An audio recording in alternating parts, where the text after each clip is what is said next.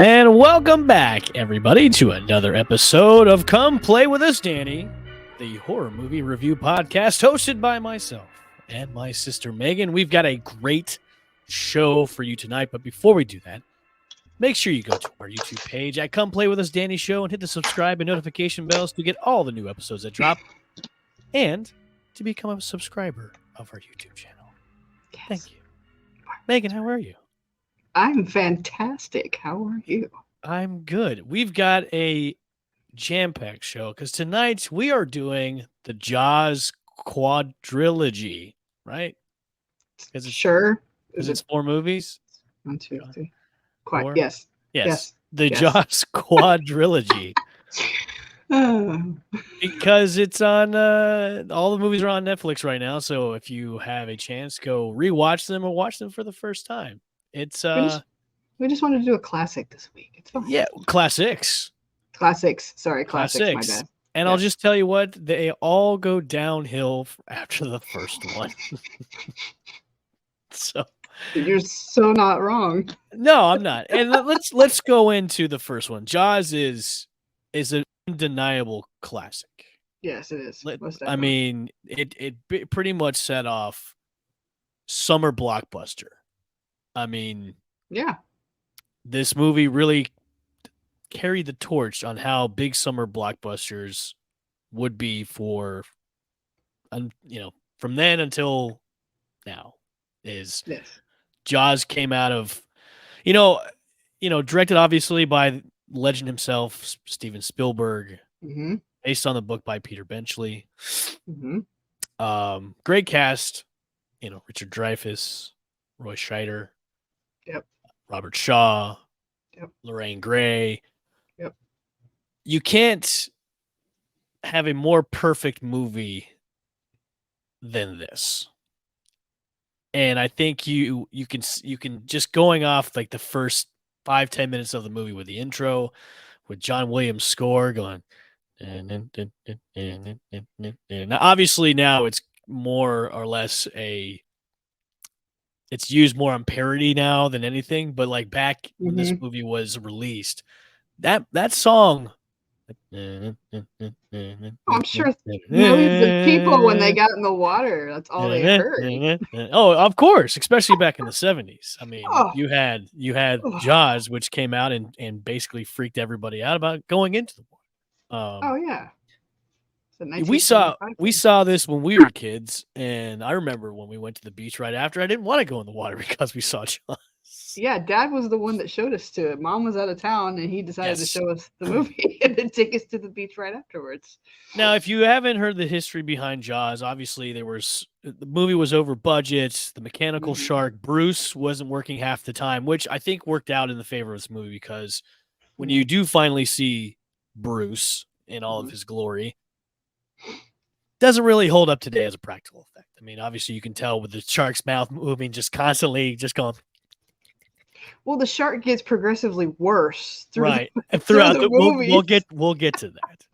But not seeing the shark really, it made the heightened scareness a little bit more because you don't know what you're going to be seeing. It led up to the climax in the movie, right? And the third act really is the final confrontation with Jaws himself, where you do. I like the first shot of him going past the boat, where you get to see the size of him. That was cool.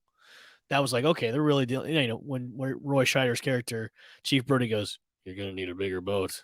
That's classic. One of my favorite scenes. Yeah, and when I was watching it the other night, the movie still really holds up today, except for obviously the practical effects with Bruce the Shark. But it really holds up today with, the direction of it. Obviously, it was made back in the 70s, so you're going to see, the pastel colors and people obviously chain smoking like a mile a minute. But That's classic That's Cape Cod, though. Like that right. is That's yes. It's that's classic. classic. Yes, Back in the 70s, that's how they did classic it. Northerners. Yeah, with the Mhm. old timeies there with the big Cadillacs and everything. It Yep. reminded me of when we used to go up to Massachusetts and visit Grandpa out there. Oh So yeah. that's But can you, obviously rewatching this, can you pick out anything that's a flaw to Jaws? I can. And Okay. I have picked this out before and I've never been able to tell anybody about this. Okay. So there's one scene in the movie where it's towards the end Mm-hmm. and they've got 4 barrels on the shark Ah, yes. and he starts pulling the boat and Mm-hmm. Quint's screaming at them to cut the lines. If you Right. listen to the soundtrack, Yeah. it repeats. It repeats itself twice and it skips. I never noticed that before. I Were noticed you that. wearing like really audiophile headphones when you were watching the No, movie? no, because I have a really weird tendency to like listen to like Hmm. the background noise in movies, like Yeah. whether it actually matches up to what's going on. Mm-hmm. And I'm not quite sure what happened there, but there's voices that overlap voices in that whole scene. Mm-hmm. You actually have to. I never It's noticed weird. that before. I never Yeah, noticed it's that really before. weird. Yeah. I can't pick out one flaw from this movie. I mean, it's just great from start to finish, and then obviously the line, "Smile, you son of a bitch," which is just, That's classic. it's a classic line. It is. So yeah, I mean, Jaws is just an iconic movie from start to finish. Um, the beginning scene where the girl goes out and skinny dips and she just gets attacked, and that, Mhm.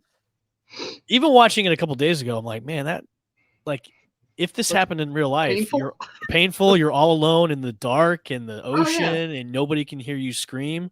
Mhm. That's terrifying, man.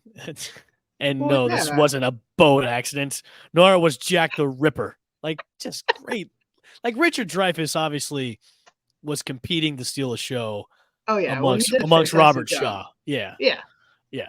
Well, Um, Susan Backline, that actually is the actress that performed that scene. I actually kind of dug into it a little bit and how they actually filmed her doing that scene. She was in a test studio uh, and they actually wrapped ropes around her and started dragging her through the water, which is the movement of her back and the forth. herky Hmm. jerky. Gotcha. And Okay. she actually broke 2 ribs doing that. Like they jerked her so hard, she actually broke 2 ribs. Oh, Yeah. So there's that. okay. All right. But yeah, that's one of the iconic scenes in that movie.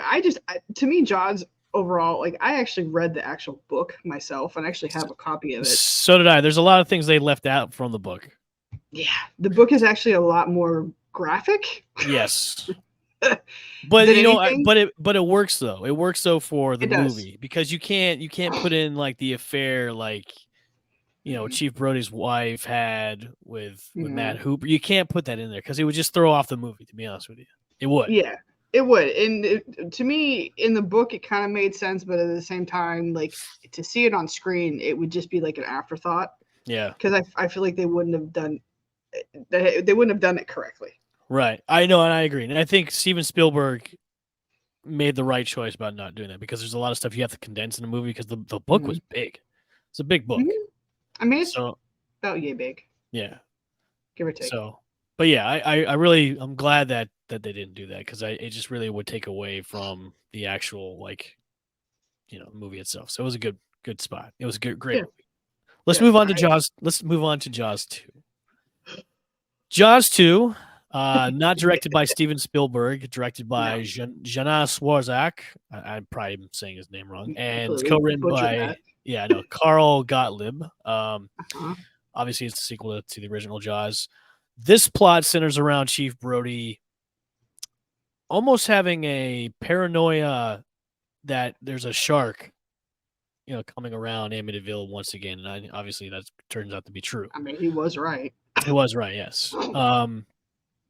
What were your thoughts on Jaws 2? It's a mixed bag. It's You a know what I mixed mean? bag, only because there's good parts of it, and then there's parts I'm like, did we really need all this? Well, Like, and it's also a movie like where Jaws was such a huge successful movie. It's like how can you replicate that. And I remember watching this as a kid, going, "Wait, so did Big Jaws have little baby Jawses?" And like this one's just kind of come This coming one just back kind of, around. Yeah, just yeah. So I just it's like an unnecessary sequel because there are some things in this movie that's just like, well, we've kind of seen this already before. So it's Mhm. almost like a retread of the first one. Now, don't get me wrong. If it's on, I'll watch it.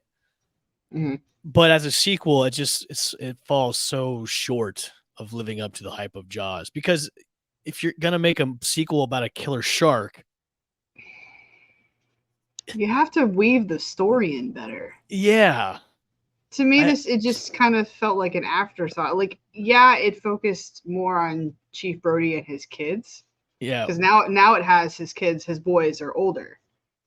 But I like the fact that it put in the fact that he still kind of has like PTSD from oh yeah, 4 years ago. I like that element because hmm obviously he's waving his gun around, thinking everything's a shark, and then he loses his hmm job. I like that element too because it really goes to show how much it affected him, and hmm he's still living on the same area, and he's still the sheriff of that town, but he still has lingering issues from that event that happened with the shark. So well now I thought that was good. and it's kind of in itself, it's making him out to be kind of like a joke in a situation, which Right. that was okay at the same time, and it kind of gave way to different characters into the story. But Mhm. this one also left it open. Now you start to see how bad the the shark looks. Yeah.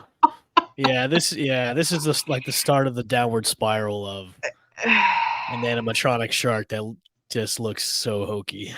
I mean, the scene where he's in the lifeboat and they come across the now granted, I do the one of the best scenes I think in this movie was when the kids were all on the sailboats and they've already been wrecked by the shark. Right. And now they're all kind of clustered together. Hmm. That scene was actually pretty decent. That was really good for how they actually shot that. But then he gets on the rubber dinghy boat and he Yeah. pulls the wire up and then the shark comes up and then you're like, what the fuck is that? Yeah, and they try to recreate another like classic line, but it's not Yeah, smile. it's not. It's like chew on this. Bite. Yeah, it's Yeah, like you already have taglines. Why create more? Like you yeah. Don't even say like a catchphrase. Just feed just him say the it. electric wire and let him bite it. Yeah, just kind of just throw the wire into his mouth and that's it. Yeah. And then the shark explodes and I'm like, Yeah. I feel like that scene could have been done a little bit better. Yeah, because I don't think a shark's gonna explode if you feed it an Yeah, electrical I don't wire. know. It sizzled and turned black, and it Yeah, just, I, I and the don't, shark had the side of its like face that yeah, was like scarred, so it's a scarred. yeah. I Yeah, don't. Did it like tell other sharks while it was dying? Like I don't. I don't know. This is where the storyline starts to get a little like weird because Yeah, it doesn't like these sharks are not like Deep Blue Sea. I'm gonna pull into this movie real fast. deepest bluest. My head is like a shark fin. Deepest That, bluest. My head is like a thank you, shark LL fin. Cool J. Yeah. Yeah, so that movie, those sharks were supposed to be engineered. They were supposed to be extremely smart, so they communicated to each other. Hmm. Yes, this is the 70s. This is a movie that they didn't feed everything into where these sharks would be smart. So how the hell is all these animals communicating with each other? It doesn't make any sense. Like it's just kind of Sonar. that's not how that works. Yeah, I That's know. not I how it know. works. I know. And of course, this movie we don't have Robert Shaw in it because in the first movie he was killed.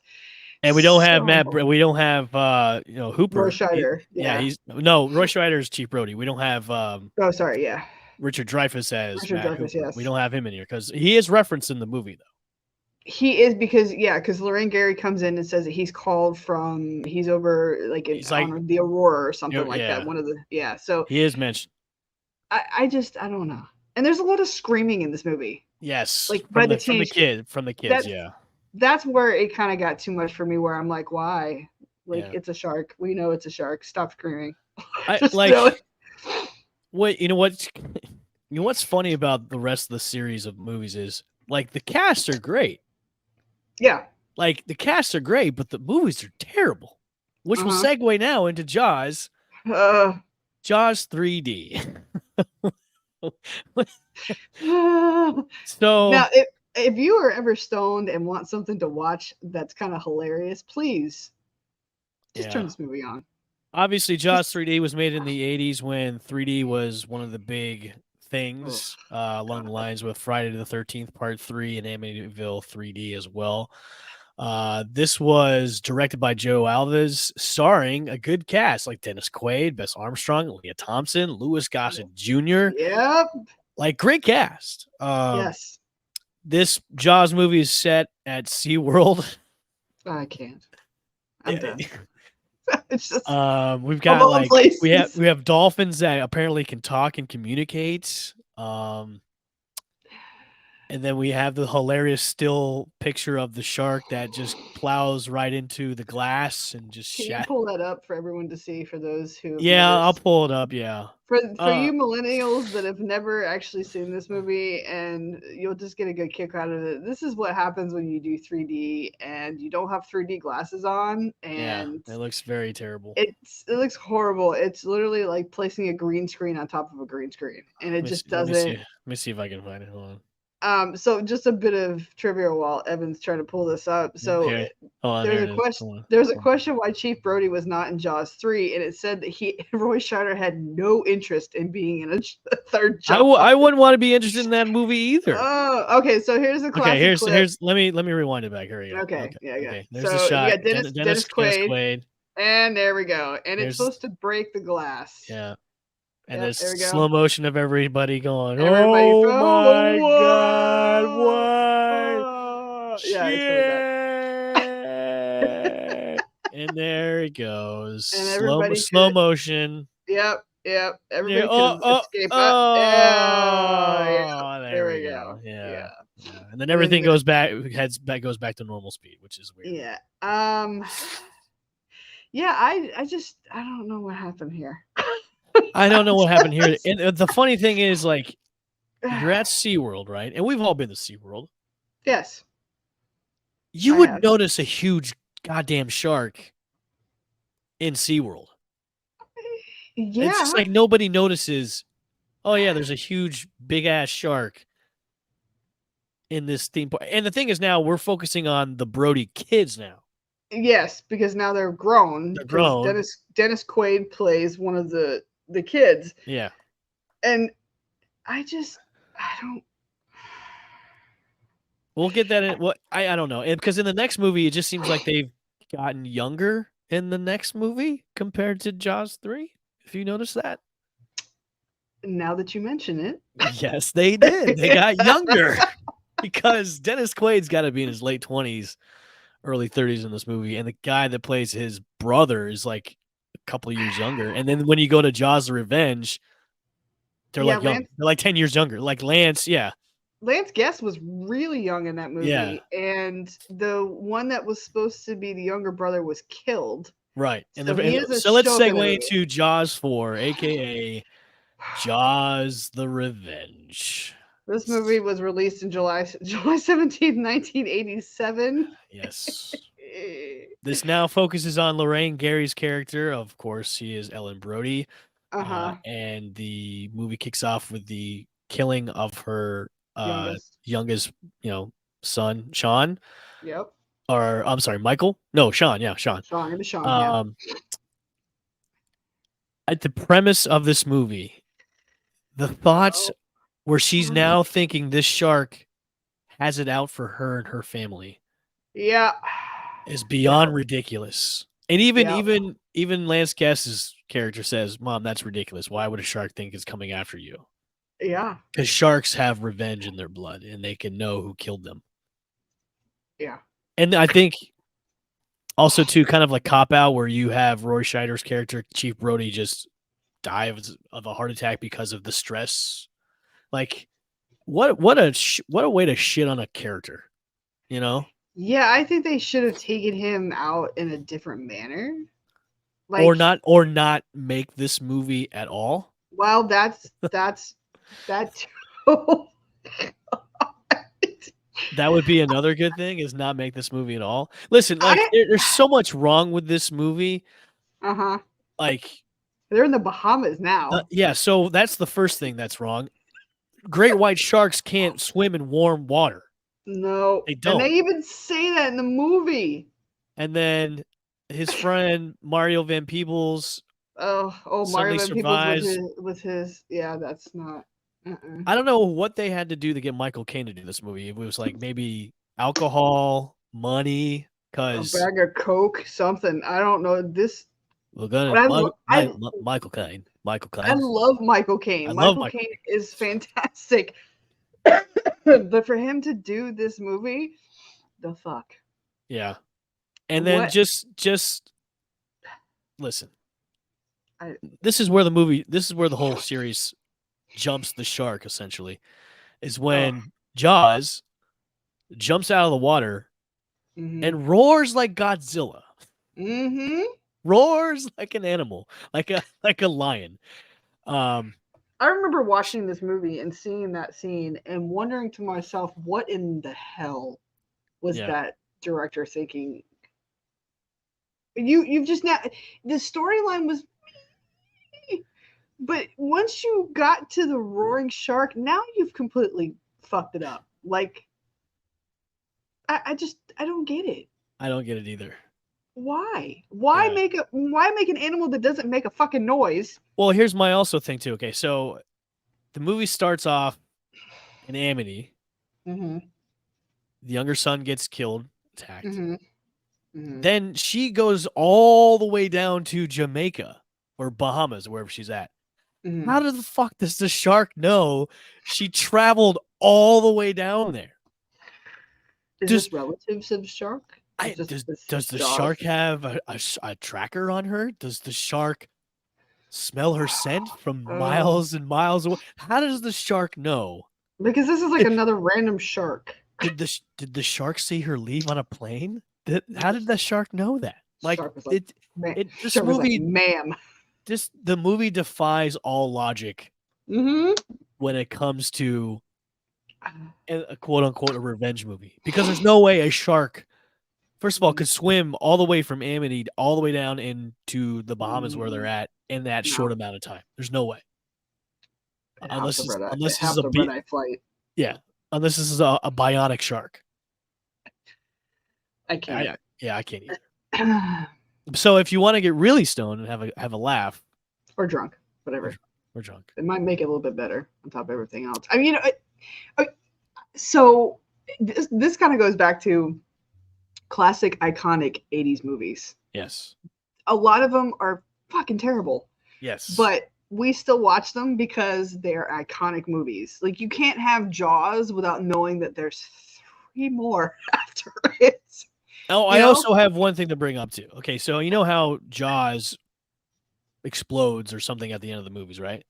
Yeah. That is cause for a feeding frenzy for other sharks to come around. Yeah. Because that shark has bits and pieces all over and blood everywhere. That would make other sharks go, dinner time. So in the first movie, yeah. where he blows the shark up with the helium tank, yes, in theory, Roy Scheider should not be alive. Either or should Richard Matt Dreyfuss. Hooper. They shouldn't be safely No. And they paddled back to shore in a very short amount of time.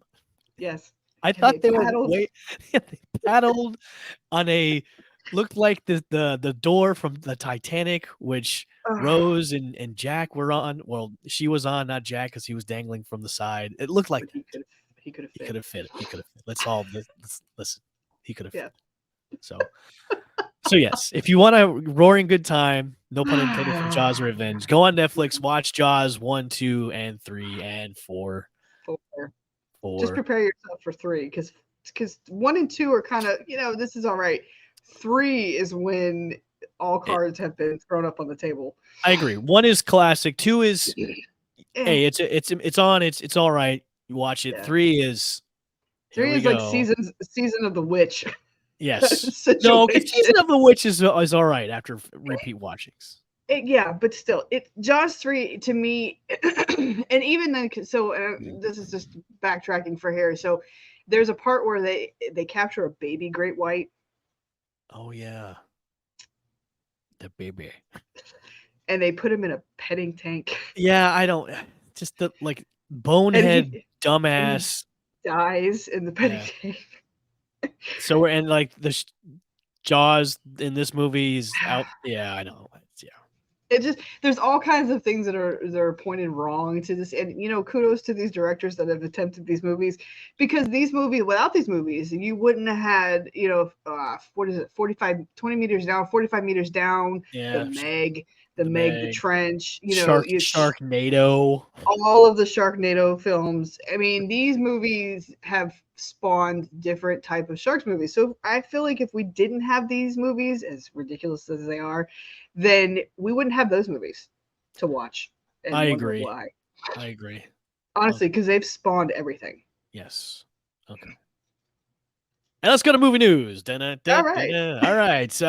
Eli Roth has finally dropped the teaser trailer for Thanksgiving. Yes, which Thanksgiving, if everybody knows, was a fake trailer attached to the Grindhouse movie Death Proof, and I forgot the name. And Death Proof and Grindhouse and Death Proof. Yes. No, there was Death Proof and Proof and Planet Terror. Planet Terror. Planet Terror. There you go. Terror. You want to play the preview for Thanksgiving for those who haven't seen it? I can put it up on there. I know, let's do that, because I was actually really excited to see this, because there was talk about this for the longest time. Yes. And Eli Roth kept dropping it left and right that he was going to produce this. And when it actually finally came out, and I'm actually looking for the was it the werewolf one? The werewolf. Oh, the werewolf like of the SS. Yes, I'm still waiting for him to actually do that one, because I feel like that would be that's the Rob Zombie one. Yes. Yeah, that's the Rob Zombie one. I'm kind of God. I don't know, the one parody one where they have it was Don't. That would have been kind of like that would have been good there too. Don't. So while Evan's actually pulling this up, so you can see this right now, I actually got to watch the Munsters. There we go, folks. Yeah. Oh, there we go. So this is the preview for Eli Roth's new film, Thanksgiving. Which obviously, if you've seen the original trailer, this one's gonna look more polished. Yeah. Obviously, there's not gonna have everything they had in the teaser, the fake teaser in this one, because there was a lot of nudity in that one. I like the cast. Cast looks pretty good. Fantastic, actually. I wish though they would have put in Michael Biehn as the sheriff in this one instead of, you know what I mean? Unless he's too old. Michael Bihn's not that old. He shouldn't be that old. He's not. But he should be the same age. Yeah, I mean, to me this is really good, and they have like an all-star cast to this. And great cast. For people seeing this right off the bat, they're not going to know what the hell it is, because if you've never seen Grindhouse or Planet Terror, any of those movies, then you won't know the premise of this. Right. I'm looking forward to it. I am too. I am most definitely. All right, we've got a new reimagining of Dr. Jekyll and Mr. Hyde. What? This will be coming out to the UK for Halloween. It is going to be starring none other than Eddie Izzard himself as Dr. Jekyll and Mr. Hyde. No way. Yes. Eddie Izzard, who's trans now, actually. Eddie Izzard, who is a trans actor now. Yes. But I like Eddie Izzard. Funny comedian, great actor too as well. He was in a lot of the Ocean's movie, but I like the casting of this, because you can do a lot. You can do a lot of things with this. I like it. Yes, most definitely. You can. Wow, because I don't think there's actually been a Jekyll and Hyde movie for a long time. You had Mary Shelley's Frankenstein. Remember that one that kind of binged on the whole Dr. Jekyll, Mr. Hyde situation? Oh, and there's actually a teaser for this. Play the teaser. You should play the teaser. I'm gonna play the teaser right now. Cake or death? Death or cake? Cake or death? You don't remember that? No. No, that's Eddie Izzard's stand-up. Is cake or death? Oh, okay. So it's not really like a. It's like a. No. It's not really a teaser. It's just him. One of his a little trivia on Eddie Izzard. One of his stand-ups when he was starting to do drag, or transition. His bid was cake or death. Would you like to have cake or death? No, cake or death. Cake. Yeah, I'll take cake. Depending on what the cake is, I'm not quite sure. Did you? I like the casting, so keep a lookout for Dr. Jekyll. in the UK. I don't know if it's going to come here Yes. or not, but great Did cast. you find the teaser at all? Did we Not find really a teaser? teaser. It's just him. Like it's like a still picture, and that's it. Oh, It's okay. not Well, really never it. mind. That's So, not really good. so Final Destination 6 will be coming out pretty soon, and guess who is coming back? Devin Sawa? No. Tony Oh. Todd will be back to Oh. reprise his role as William Bloodworth in Final Destination 6. Now, there was some talk that Devin Sawa could possibly return, Mm-hmm. a la if you try to do a movie like they're doing with Saw in between the events of Saw 1 and Saw 2. But, like, there was talk that Devin Sawa's character would have not been killed for Final Destination 2. They wanted to bring him back. And it was Oh, like okay. scheduling conflicts, so they actually had to kill him like off screen. So Is this the one that's on a cruise ship? I don't know. I didn't see I the don't. plot of it. I don't think I can watch this if it's on a cruise ship. Yeah, This I would. don't. This would. I don't. Yeah, I'm going on a cruise in April. I don't know if I'd want to do that either. So I don't. I'm gonna see if I can look this up. Because I don't think that. I thought I saw. Oh yeah, it's on a cruise ship. yeah, Yeah. I'm good. I'm good. Yeah. I'm good. All right. Before we wrap up the show, our last thing is the discussion of Fuck me. I know Pet Cemetery Bloodline, which the trailer Oh. dropped today. Play the trailer. Just play it, All right, give me please. 1 second. Give me 1 second. Hold on. Give me one For second. those who have followed Pet Cemetery, this is what the fourth or fifth out of the installment. Yeah, but this is the prequel. This tells the I know. story of Judd Crandall's character. Yeah, So, yeah, this is going back to the roots apparently, yeah. and I don't know how to feel about this. I don't know how I feel about it either because this is another unnecessary movie to make. Yes, I mean Because we whatever you go put in ahead the do it. ground, whatever you put in the ground always comes back. No. Look, if you're gonna do like how he found out about the Pet Cemetery, I don't know, man. Like, There's but I so when you told me this and you told me this afternoon and I watched this trailer, mhm. there's so many good things about this movie. It has fucking David Duchovny in it. Like, there's Yeah, so many good things about this movie. There's so many unnecessary things. Like, yeah, obviously, this kid is supposed to be Judd. yeah. So, if, for those who have ever seen the original Pet Cemetery, this goes back to when Judd is actually explaining the story. So, this is the kid Billy that came back from the dead. So, this is going to do is just explain how Pet Cemetery came to be.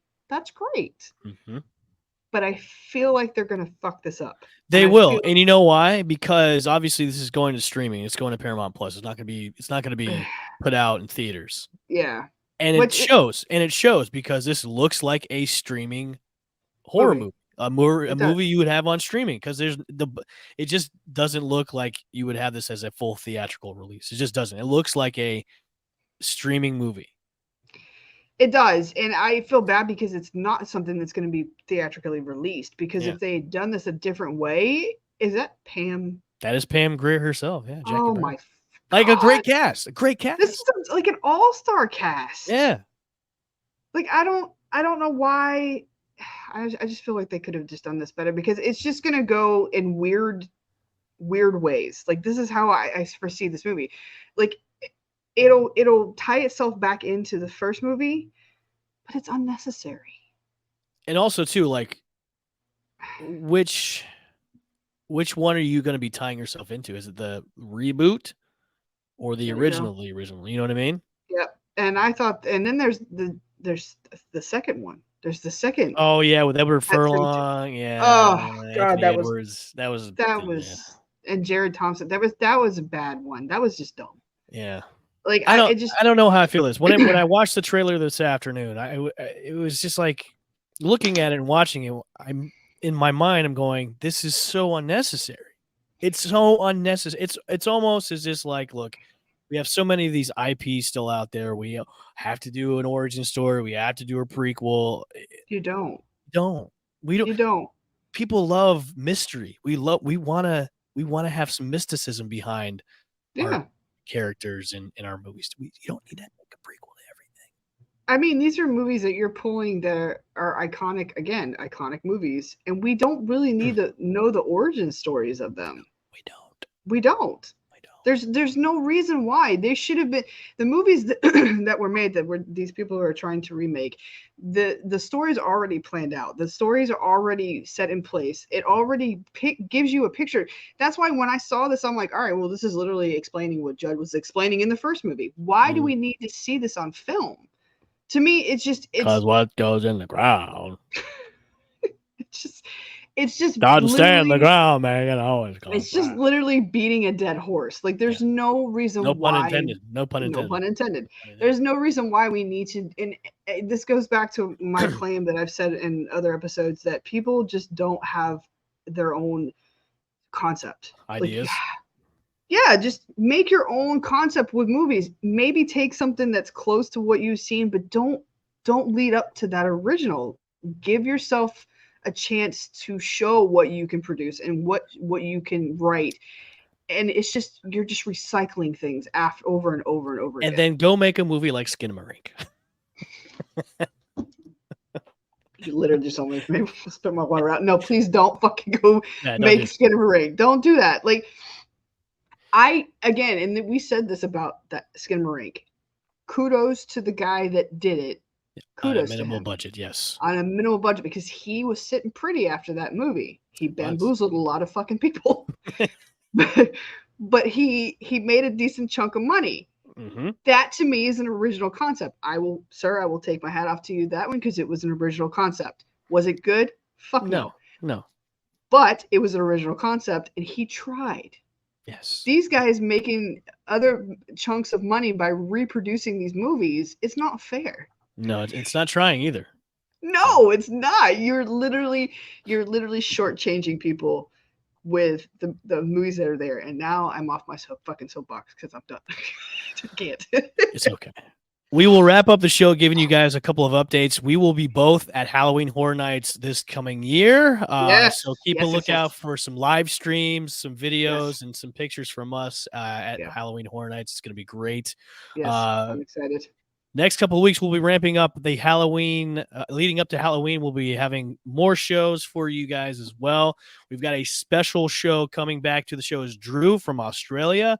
We've got an extra special topic we're going to talk about is the all-time final girls for the horror movie genre. So we'll be talking about with Drew in the next couple of weeks. So keep a lookout for that.